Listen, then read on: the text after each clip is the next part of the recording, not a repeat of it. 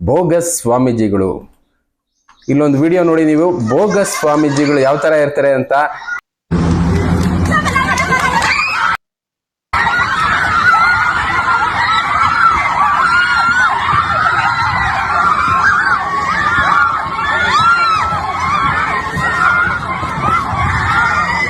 ಈ ಲೇಡೀಸ್ಗಳು ನೋಡ್ಬೋದು, ಏನೋ ಆಸಿಡ್ ಹಾಕ್ಬಿಟ್ಟಿದ್ದಾರೆ ಅವ್ರ ಮೇಲೆ, ಅನ್ನೋ ಬಿದ್ದು ಒದ್ದಾಡ್ತಾ ಇದಾರೆ. ಅಲ್ಲಿ ನೀರ್ ಮಾತ್ರ ಎರ್ಸ್ತಾ ಇದ್ದಾನಪ್ಪ. ಅಂದ್ರೆ ಬೋಗಸ್ ಸ್ವಾಮೀಜಿಗಳು ಈ ತರದ್ದು ತುಂಬಾ ಜನ ಹೋಗ್ಬಿಟ್ಟಿದ್ದಾರೆ.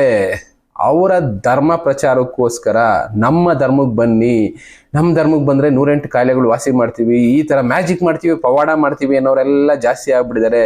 ಈ ತರದವ್ರನ್ನ ನಂಬೇಡಿ ಅಂತಾನೆ ಎಷ್ಟೋ ಜನ ಹೇಳ್ತಾ ಇದ್ದಾರೆ. ನಾವು ಕೂಡ ಇದೇ ಕೆಲಸ ಮಾಡ್ತಾ ಇದ್ದೀವಿ. ಈ ತರದವ್ರನ್ನ ನಂಬಿ ಮೋಸ ಹೋಗ್ಬೇಡಿ. ನೀವು ಯಾವುದೋ ಒಂದು ಧರ್ಮದಲ್ಲಿ ಹುಟ್ಟಿರ್ತೀರಾ, ಆ ಧರ್ಮದಲ್ಲಿ ಯಾಕೆ ಹುಟ್ಟಿದ್ವಿ ಅಂತ ನಮಗೂ ಗೊತ್ತಿರೋದಿಲ್ಲ.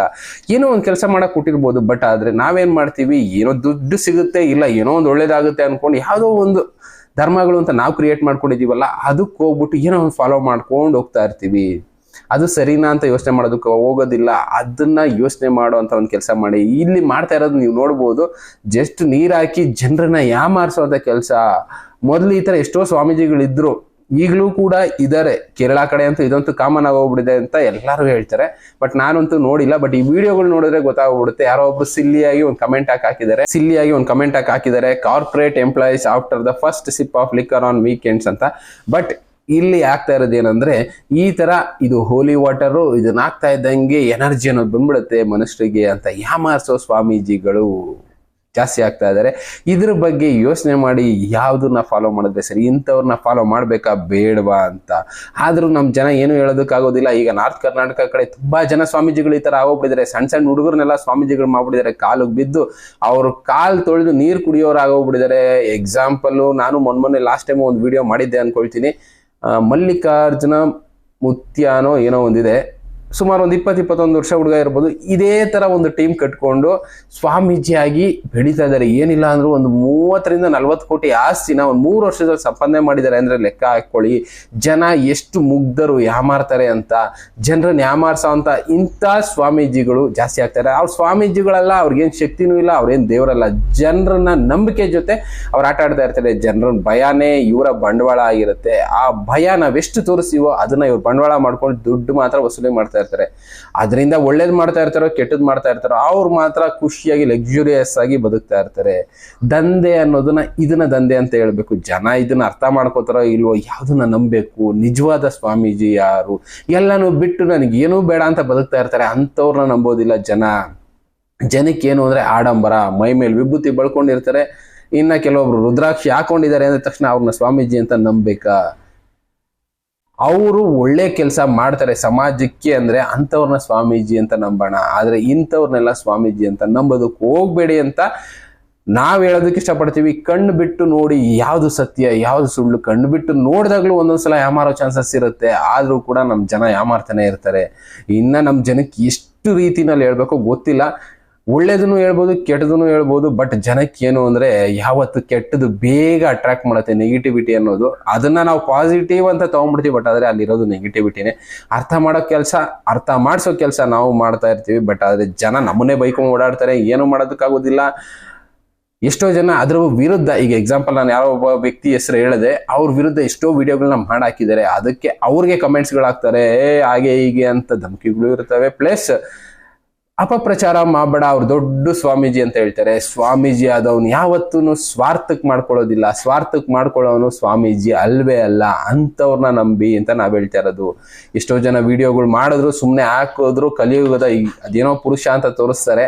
ಅಂತ ಶಕ್ತಿ ಎಲ್ಲ ಈಗ ಯಾರಿಗೂ ಇಲ್ಲ ಮನುಷ್ಯರಲ್ಲಿ.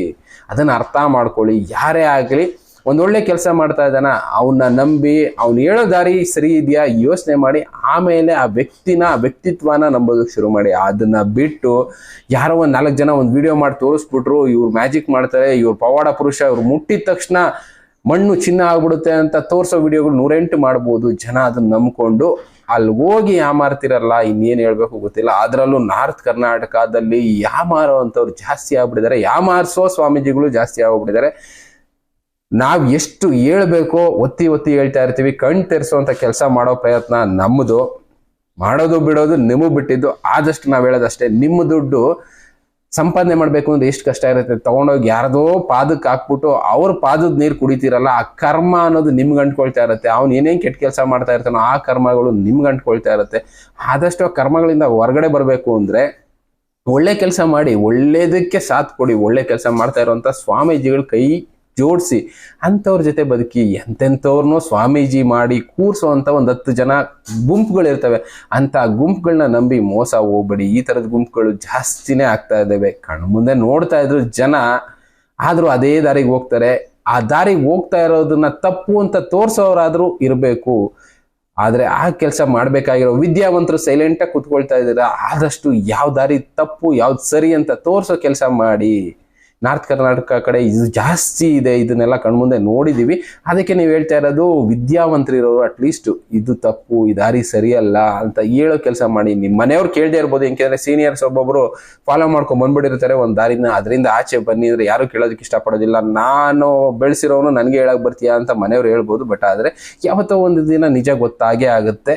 ನಿಜ ತಿಳಿಸೋಂಥ ಪ್ರಯತ್ನ ನೀವು ಮಾಡೋದಕ್ಕೆ ಶುರು ಮಾಡಿ, ಯಾವತ್ತೋ ಒಂದು ದಿನ ಬದಲಾಗೇ ಆಗುತ್ತೆ. ಆ ಬದಲಾಯಿಸೋ ಕೆಲಸ, ಕೈ ಜೋಡಿಸೋ ಕೆಲಸ ನೀವು ಮಾಡೋಣ. ನಾವು ಮಾಡ್ತಾ ಇರ್ತೀವಿ. ಒಳ್ಳೆ ದಾರಿ, ಒಳ್ಳೆ ವಿಷಯದ ಬಗ್ಗೆ ಡಿಸ್ಕಸ್ ಮಾಡ್ತಾ ಹೋಗೋಣ. ಬಟ್ ನೋಡಿ, ಇಲ್ಲಿ ಬೋಗಸ್ ಸ್ವಾಮೀಜಿಗಳು ಅಂತ ಹೇಳದ್ನಲ್ಲ, ಇಲ್ಲೊಬ್ರು ಅವರೇ ಬೋಗಸ್ ಸ್ವಾಮೀಜಿಗಳು. ಅದೇನೋ ಮೊದ್ಲು ಇದ್ರಲ್ಲ, ಅವ್ರ ಹೆಸರೇನು ನಿತ್ಯಾನಂದ ಸ್ವಾಮೀಜಿಗಳು, ಜಿಂಗಚಕ್ಕ ಸ್ವಾಮೀಜಿ ಅಂತಾರಲ್ಲ, ಆ ತರ ಸ್ವಾಮೀಜಿಗಳು ಇವರು. ಮುಟ್ಟಿದ ತಕ್ಷಣ ಈ ಚಿಕ್ಕ ಹುಡುಗರು ಮುಟ್ಟಿದ ತಕ್ಷಣ ದೇವ್ರು ಬಂದ್ಬಿಡುತ್ತೆ ಇವ್ರಿಗೆಲ್ಲ. ಬಿದ್ದು ಒದ್ದಾಡೋದು ನೋಡ್ಬೇಕು. ಎಂತ ನಾಟಕ ಆಡೋದು ಕಲ್ತ್ಬಿಟ್ಟಿರ್ತಾರೆ ಅಂದ್ರೆ, ಎಂತೆಂತ ಹೀರೋಯಿನ್ಸ್ಗಳು ಎಲ್ಲರೂ ಕೂಡ ಇವ್ರ ಮುಂದೆ ಸುಸ್ತೊಡ್ದೋಗ್ಬೇಕು ಅಂತ ಆಕ್ಟರ್ಸ್ಗಳು ನೋಡ್ಬೋದು.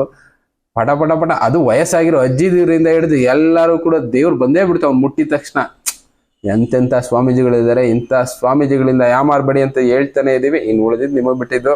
ಇಂಥ ವ್ಯಕ್ತಿಗಳು, ಇಂಥ ಸ್ವಾಮೀಜಿಗಳು, ಮೋಸದ ಸ್ವಾಮೀಜಿಗಳು, ಮೋಸದ ಅದೇನೋ ಹೇಳ್ತಾರಲ್ಲ ಆ ಥರದ ದಾರಿನಲ್ಲಿ ಕರ್ಕೊಂಡು ಹೋಗುವಂಥವ್ರನ್ನ ಉಗಿದು ಬುದ್ಧಿ ಹೇಳೋ ಕೆಲಸ ನೀವು ಮಾಡಬೇಕು. ನಾವು ಮಾಡ್ತಾ ಇರ್ತೀವಿ.